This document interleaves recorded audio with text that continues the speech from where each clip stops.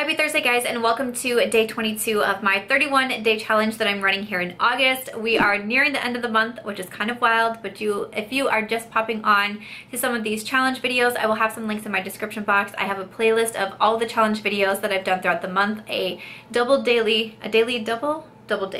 upload schedule that I've been running here throughout August. I have a calendar of a bunch of different goals that we've been working on throughout the month, and I've just had a really good time with a lot of you guys that are taking part of this challenge. It's actually been a little bit since I filmed a regular challenge video because I've been doing some YouTube lives over here. So I did a live Monday, Tuesday, and Wednesday of this week. Thank you to everyone who came by the live chats. It was super fun. It's always a different dynamic, and I knew I wanted to include some of the lives during this challenge as well, just to be able to have that kind of more like moments with some of you who are doing the challenge also. The beginning of the live chats, I do cover the challenge topic there, and the last 3 days have been kind of repeats on the schedule, but items that I thought were really important, goals that I wanted to make sure that we came back to. So I thought it would be fun to do live chats for those. But today for Thursday, we do have a new one on the calendar, and I'm really excited about this one. This might be one of those that's like, maybe that's a little bit corny or something like that, but it's something that I actually do on a pretty regular basis, and I'll explain why and how I kind of got started into it. But on the calendar for today, I have write a letter to yourself. And I'm going to be really curious to get your comments to see if you guys already do this, if you have done this in the past, and how it works for you. But every so often, I mean, it's not something that I do like every month, of course, but every so often I will write a letter kind of like to my future self. And, you know, in a year's time or however long I think that it needs to be, I will go and open up the letter and read it. And the reason why I started doing this was the very first time that I ever wrote a letter to myself was in the 8th grade. So I don't know exactly how the schools work where you guys are, but basically where I grew up, we had kindergarten through 6th grade in elementary schools, so you're all in one school together. And then 7th and 8th grade were in middle school, and then you went on to high school for 9 through 12. And so, so at the beginning of 8th grade, we had something called homeroom, and that was like your first classroom that you went throughout the day. You had your homeroom teacher, and those were like your people, you know, the students that you kind of got really closer to, because you would start and end the day in homeroom, and then you would go, you know, to your different subjects, and you'd have different classmates in there and so on. But it was about the first 2 weeks, I think, into 8th grade, definitely within the first month, our homeroom teacher gave us an assignment to write a letter to ourselves, and we were going to write this letter, we were going to hand it in, and then she was going to follow up with us, and she was going to give us those letters our senior year of high school. So we're going into 8th grade, you know, our final year before we go to high school. You know, high school is so exciting, and she was going to give us those letters senior year as we're about to graduate high school and go into the real world. So I can remember being in 8th grade, I can remember writing this letter, and you know, it's just a letter knowing that my future self was going to read it, and I talked about how excited I was for my final year of 8th grade. I talked about my friends, I talked about, you know, just really my excitement of getting to high school. I was so looking forward to high school. I was someone who I always really enjoyed education. I enjoyed learning. I was so excited to get to high school and see, you know, what friendships I would make there. I really wanted to make the cheerleading squad. And that I was just excited. You guys know I get a little bit emotional sometimes, so I'm going to do my best here. That teacher did a great job of tracking a lot of us down and giving us our letters, because I can remember talking to a few other people about it, about reading our letters. And when I read my letter senior year of high school,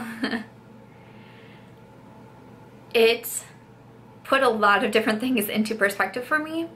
And it was just so fascinating for me to read this letter, because if you guys have ever heard me talk about my high school time, it was actually a little bit of a rough go for me.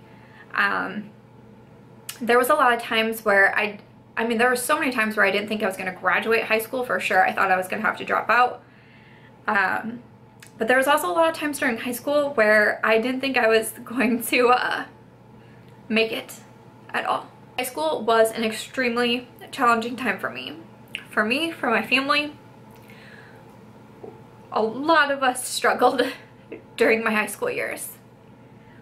Some of my darkest moments come from my high school years. The video that I was doing, I believe it was a live chat that I was doing, and a question came in and it said, what is the time that I'm most proud of? And my answer was, one of my moments that I'm most proud of is my high school graduation. Super proud of myself that I graduated, that I was able to make it through everything that happened during high school and to graduate with honors. Super proud of myself.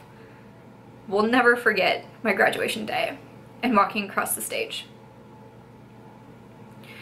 So when I was 18 and about to graduate high school, I had made it through everything that I went through those 4 years.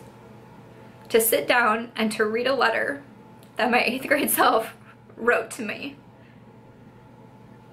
was such a crazy experience.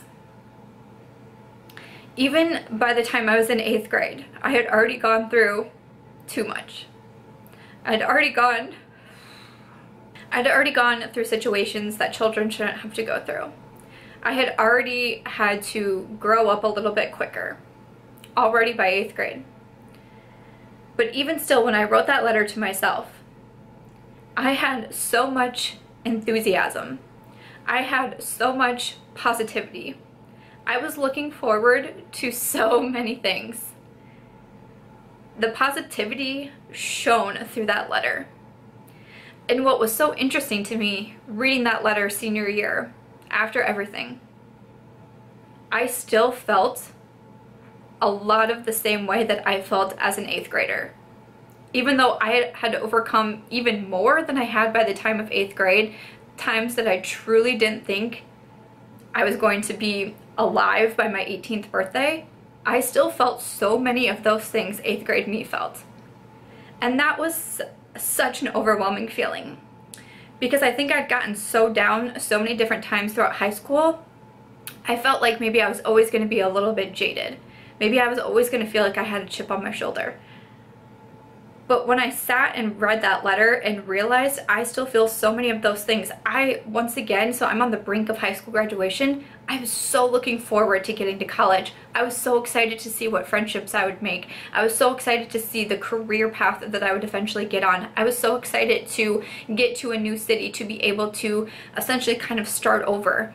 I was so excited. I had so much enthusiasm. I had so much positivity, just like I did when I was in 8th grade. And I thought for a while that I had lost that. So to read that letter and to realize I'm still me, no matter how many times I would get knocked down, I was still me. I hadn't lost that. Such a big moment for me.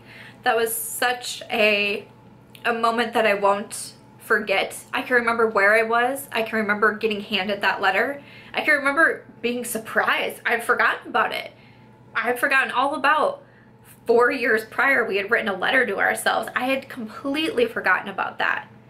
But I can remember reading that letter and just thinking how proud of myself I was and that I hadn't lost myself.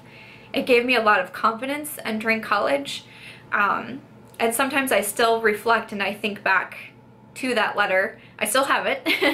I still think back to that letter and how I've never truly let what's happened in my life tear me down. And that's a really proud feeling. So that's kind of where this came from. This was why I started writing letters to myself on a regular basis. I tend to write letters like when I'm on the brink of something, like 8th grade graduation, high school graduation, I wrote another letter to myself. College graduation, I wrote a letter to myself. I wrote a letter to myself the night before I got married.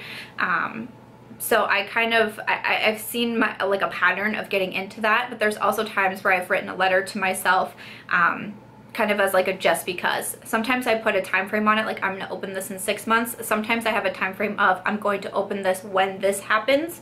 Sometimes I don't put a time frame on it. There's still letters that I have written to myself that I haven't opened.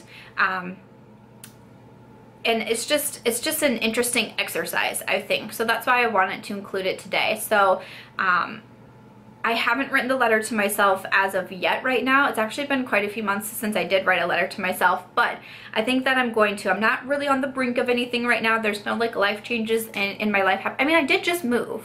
that was a life change. I did just move. But I think that I am going to sit down and write a letter to myself, maybe talk about the move and how I'm feeling. Maybe it'll be interesting in, you know, maybe a year's time, 2 years time, to look back and think of my feelings of for the first time living in a smaller city and all of that. But I think I am going to write the letter to myself. You know, I put it on the calendar. I wanted to be able to share that. And I also am really curious if you guys have done this as well, or if you will write the letter to yourself. Of course, you definitely don't have to do this. You don't have to be doing anything that I've mentioned. I've always said, you know, try to make this really individual to you and your needs and your goals and what you're looking for right now. But I think it'd be really interesting to hear in the comments if you guys have done this, if you're planning to do it. If you have, what do you think that you get out of it? Because I definitely have gotten a lot out of reading these letters to myself. And I'm excited. I'm excited to write this next letter. My mind's kind of already kind of moving around with what it is that I can talk about, and how interesting it'll be after some time has passed to come back and read that letter and see what I've learned, see how I, you know, have been able to grow as a person. I think that it's going to be really very interesting. So that is what I have on the calendar for today, day 22. We are so close to the end. Write a letter to yourself. I'm gonna be really anxious to get your comments. Thank you so much for listening to my story, and I hope that you guys have been enjoying the challenge. I'll see you in tomorrow's video.